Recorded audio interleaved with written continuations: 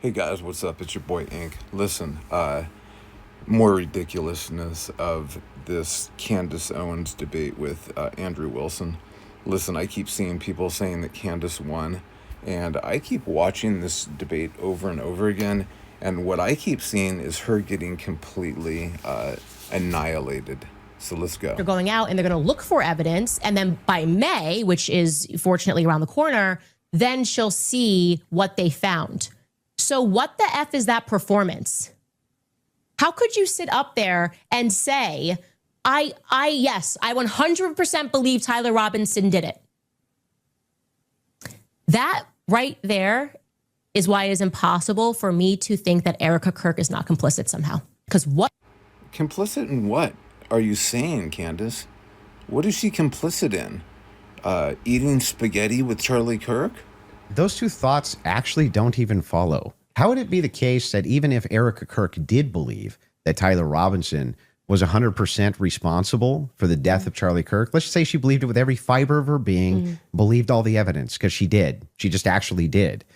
Would it then follow that somehow she's complicit in his death? I didn't say complicit in death. Oh, you didn't say complicit in his death. Oh, I get it. You must have meant she's complicit in some other thing that everybody's talking about. I mean, what are we even doing here? Seriously. I mean, all she's been doing is creating conspiracy theories, making just blank accusations with no evidence.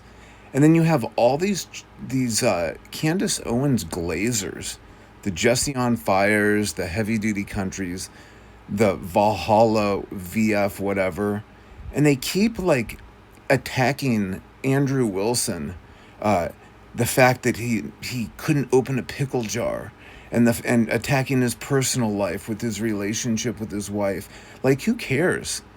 Like, none of this has anything to do with Andrew Wilson. All Andrew Wilson is a dude who's ponied up the $300,000 that forced the grifter, Candace Owens, to finally sit down in front of somebody to answer for all these just crazy conspiracy theories that she's just been slopping out for the past year. Like, none of which the Tyler Robinson's defense team have used, by the way. But all she's done is accuse Erica Kirk, accuse TPUSA. It's Israel. It's Israel and France. It's everybody but Tyler Robinson, who belongs, by the way, to this subgroup within the LGBTQ trans community that have like a recent history of shooting up schools and attacking people. And couldn't be that guy. It couldn't be the guy who's, admitted, he's confessed multiple times to the police, to his boyfriend, on video, in letters, in text messages. It couldn't be that guy. It's got to be Erica Kirk that Candace is, alluding to. Oh, but no, she didn't. You added those two words. You added those two words. I mean, come on. And then you have the Candace Owens glazers, who are doing anything and everything to try to siphon off a few subscriber clicks to their channel because they're too cowardly to call Candace out for her absolute bullshit, right? And look at her face, looking like a dummy sitting there when her own video is being played to her, and she's just like a deer in the headlights. And her answer to that, right? Her answer to, that Erica Kirk is complicit is, she goes, I didn't say death. You added those words. Well, what could she possibly be complicit in? I mean, what is everybody talking about in regards to Charlie Kirk and Tyler Robinson, right? Is who killed Charlie Kirk? That is the question. That's all anybody has been talking about.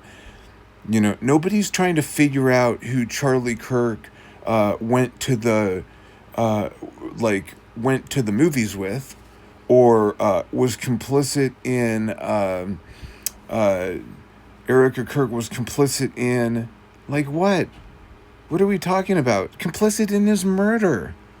Of course that's what she's meant. Of course that's what she's meant for the past year. Of course that's who she's making these sort of vague accusations. Right? But then when confronted about it, using her own words, her ridiculous answer is, I didn't say that. You added that. Right. Well, what else what could she possibly be complicit in? I mean, what are we talking about? His death. Who killed him? Duh. Yeah. They do not have to have hard evidence. They don't have to put people on the trial. I agree, they swear don't them have in. to. But no. That's why the entire hearing was basically hearsay.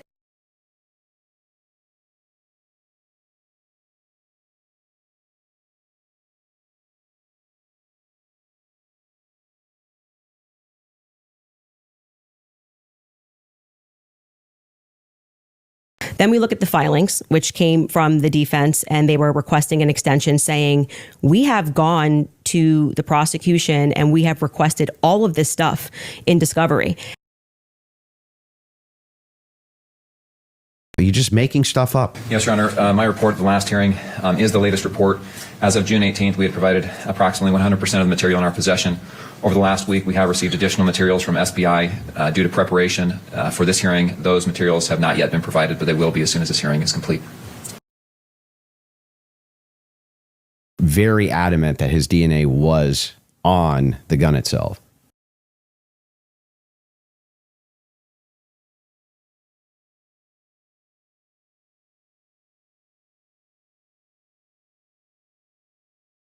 Yes, so the major contributor is the majority of the DNA contributed to that sample.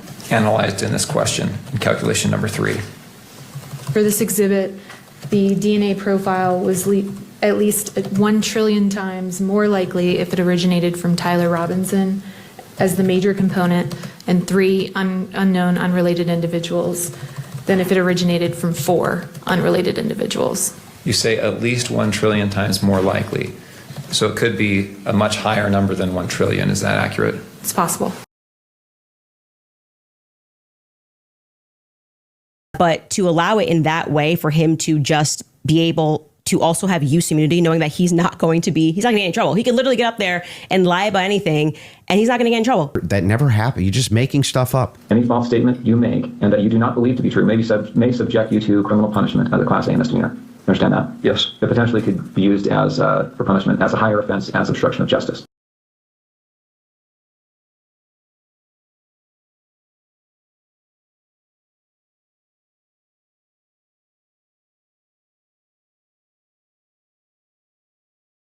That is not compelling to me for somebody who has use immunity to give a testimony and to say, I'm not really sure, but definitely like he wears jeans and stuff. That's not what he said. He did. Actually, you can get a fact check. It definitely, especially the bottom, the last 2, definitely do look like him. They do look like Tyler Robinson. It definitely, especially the bottom, the last 2, definitely do look like him. So a couple things we have. We have Rule 801, Tyler's messages, that says it's not hearsay. But first, go to what Candace is asking about Skylar. I think you have it. You just text me if you want to pull it up. You said you have the text. It was me. Look at the pictures from the surveillance footage. It was me. Okay. I literally said to you, it's not an oof. You're just literally making stuff up. So here's what the position is. Okay, guys, your boy Ink just took a chill pill, so I'm going to chill out for a sec. But yeah, it's like Andrew Wilson's the dude that all these people are attacking, all the Candace Owens Glazers are attacking, and they're not attacking the substance of his argument, which is basically, it has nothing to do with him or anybody questioning his performance in the debate. All he was doing was asking her to prove her allegations, right? This wasn't even really a debate against Candace Owens. This was her trying to make excuses and trying to weasel out like a little rat all of the false allegations and all of the insinuations and all of the, just the shit that she's been trying to, the confusion that she's been trying to pull over this entire, the entire thing over Charlie Kirk's death. At a time when, the widow, Charlie Kirk's widow, is dealing with his death, dealing with losing her husband, being a single mother now to 2 kids, who lost their father. And this bitch won't stop, blaming her and then, teasing out that these anonymous sources have given her the information and then meanwhile personally attacking Erica Kirk, what she wears and how she responded to his death wasn't appropriate. It wasn't, appropriate enough for Candace's tastes. And it's just been disgusting. It's made me, I used to be, a fan of Candace Owens, to be honest with you, when she was with Ben Shapiro at the Daily Wire or whatever it is. But, I'm so disgusted that I ever liked her, even knowing that she at one time was she was like the female Jussie Smollett who made false, allegations against people in college. Just a despicable human being. And now this, you know what I mean? So that's all I'm saying. Disgusting that, she did that. And the thing that's pathetic are all these people and all these dudes who are defending Candace. I mean, never mind all the the wine moms who are out there defending Candace. I mean, the women are just defending her like they would Oprah. There's nothing she can say or that Andrew Wilson could say that would change your mind. Well, it would change their minds. But the rest of the people who are rational, we have the ability to think critically and objectively. We see this clearly. It's she has no evidence. She does this thing where she sort of alludes to people's involvement, but then never comes up with the goods, never provides. And that's all Andrew Wilson was doing, was he dangled enough money in front of this greedy. I mean, she's always talking about the Jews. I mean, this woman is just a conniving miser who will do anything for money. She'll sell her soul to make money.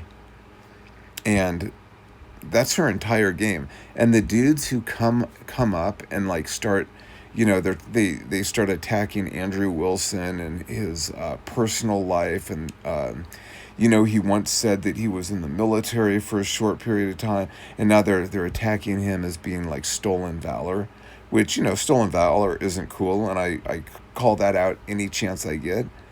But even if he was the worst dude in the world, for this topic, for Candace's assumptions and allegations that she makes regarding Erica Kirk, it doesn't matter. He has nothing to do with it. He's irrelevant. All he was the dude who dangled enough cash in front of this greedy scumbag rat, Candace Owens, who got her to fight. The money was too much. She just couldn't avoid a debate any longer, because she had been avoiding debates with anybody and everybody who was trying to, I think Tim Pool, I think Jeremy at whatever it's called. I can't believe I can't remember. Whatever, Jeremy. There's been a couple folks, I think liberal hive mind. Lots of people have tried to confront her and she's weaseled and she's ran. And the reason is because she has no answers to those questions. She has no answers when you play back her own words, and then she, like, in front of your face says, I never said that. Or, but I didn't. You added those two words. You added that tried to kill him or whatever. You know what I mean? It's like everybody knows exactly when you say that Eric was complicit in Charlie's what? Of course, his murder. That's all we're talking about.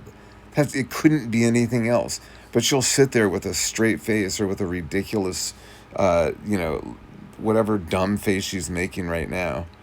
And she'll try to make you look like the dumb one for, like, assuming that she meant his death or his murder. It's like, we're not that dumb, Candace. I mean, what an idiot. Okay, so, anyway, the next issue I want to talk about is I want to talk about Carmelo Anthony. And does anybody remember a dude named Ethan Crumbley? A dude who shot up a school a while back, and his two parents were charged in for somehow. Okay, well, I'll just get to the point. Okay, so Ethan Crumbley, the overview of the case was on November 30th, 2021. 15-year-old Ethan Crumbley killed 4 students and wounded 7 other people at Oxford High School in Michigan. Okay, the charges. Prosecutors charged James and Jennifer Crumbley with 4 counts of involuntary manslaughter, each arguing they were grossly negligent. The evidence: the parents bought their son a 9mm handgun just days before the attack, left the weapon unsecured, and ignored several behavioral red flags.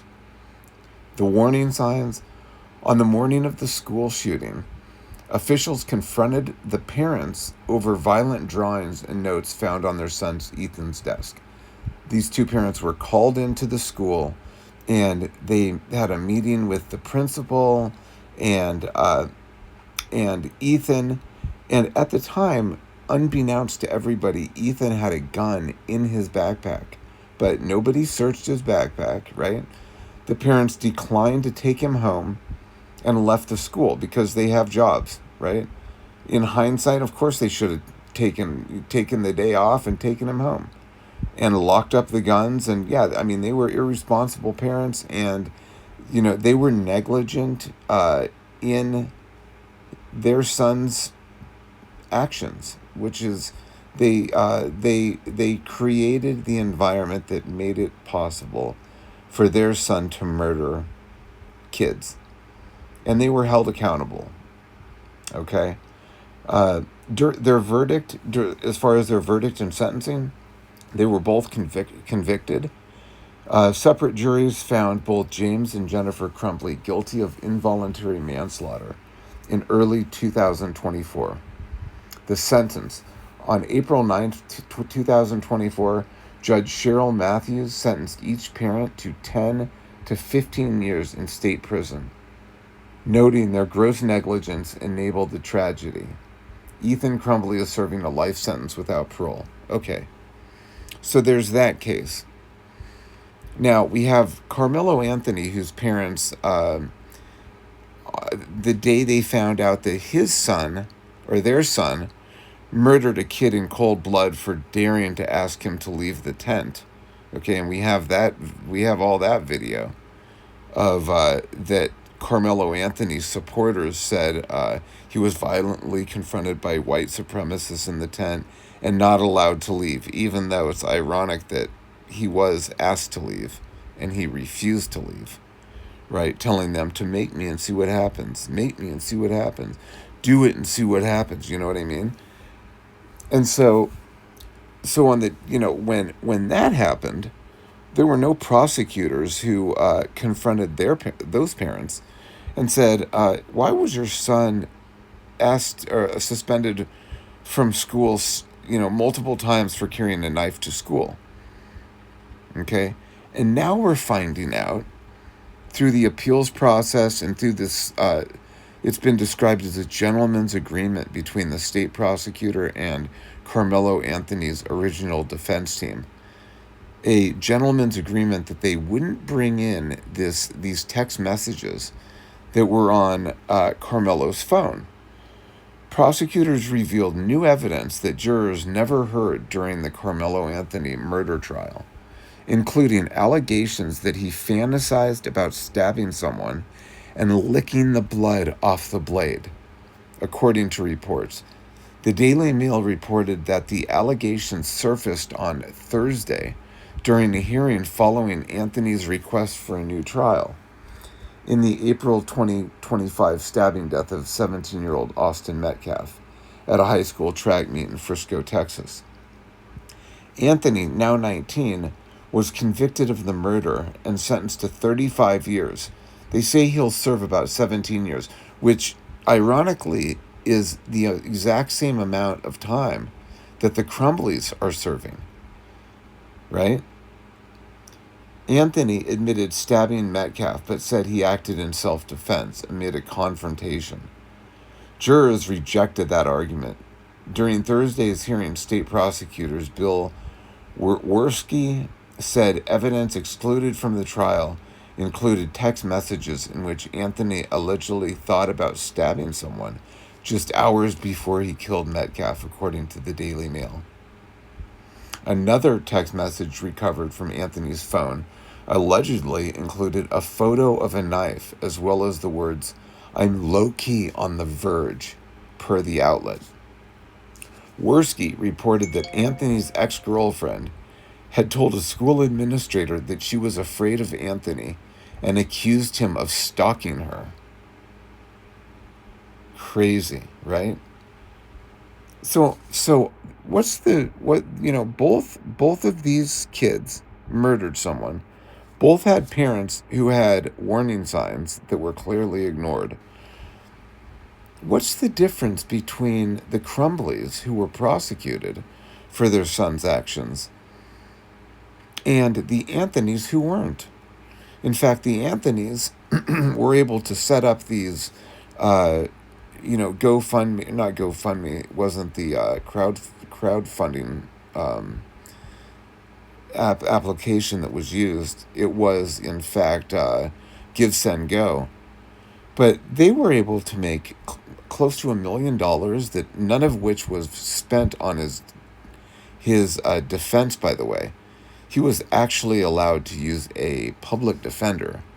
So his defense was covered by the taxpayers of Texas, right? Well, his parents, instead of the Crumbleys that were prosecuted and are now sitting in prison for their son's actions, the Anthonys were able to profit off of Austin Metcalf's murder. They were able to use that money to live in a mansion in a white gated community. They were able to purchase Escalades sitting on dubs with spinners, no less. They were able to take cruises and vacations, profiting off of the murder that their son committed. So what's the difference? Is it that the Crumbleys were white parents, and the government and society expects more from white parents? Is it the fact that Carmelo Anthony, the fact that he even had a father, is that good enough? Is society like the the bigotry, the soft bigotry of low expectations? Is society just grateful that Carmelo at least had a father who stuck around in his son's life, and so they're rewarding the Anthonys for at least having a 2-parent household for their kids? We'll reward that. I mean, despite the murder that your son committed and the knives that he kept bringing to school and to track meets and to high school athletic events, We're going to ignore all that. We're going to ignore your negligence in your son's life while we held the while we held the Crumbleys accountable. But we're just going to reward you for having a two-parent household. I mean, is that really, like, where's this is exactly the double standards in the justice system that people are sick and tired of. You've got when a white person kills a black person, and it's on a subway and there's a black person that's threatening the lives of everybody on the subway, and a white person who's like an veteran confronts him and gets him in a chokehold, and somehow he dies. This guy's prosecuted for murder. Or Kyle Rittenhouse, who's being attacked. He's being chased. Guns are being pulled on him. He's getting hit in the head with a skateboard. When he kills somebody while he's being attacked, everybody demands that he's prosecuted. Right?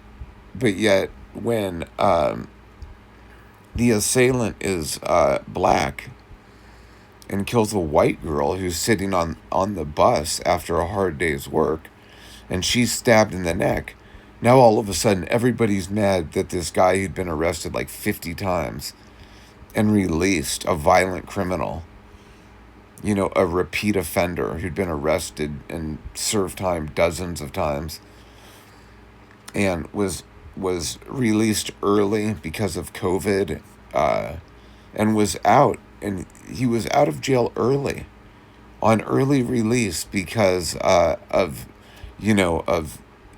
criminal justice reform. He wouldn't have been able to kill that Zurin, that whatever her name was, from Ukraine. Pardon me for getting her name wrong, but it's absolutely ridiculous. And I'm here to call out the hypocrisy, the double standards, the two-tiered justice system that holds white people accountable for their child's actions and lets black parents skate right on by. It's good enough that they were even there, involved in their child's life. Despite the fact that they ignored their son bringing knives to school. Anyway, all right, guys, that's it. I'm out of here. Thanks for listening. Peace.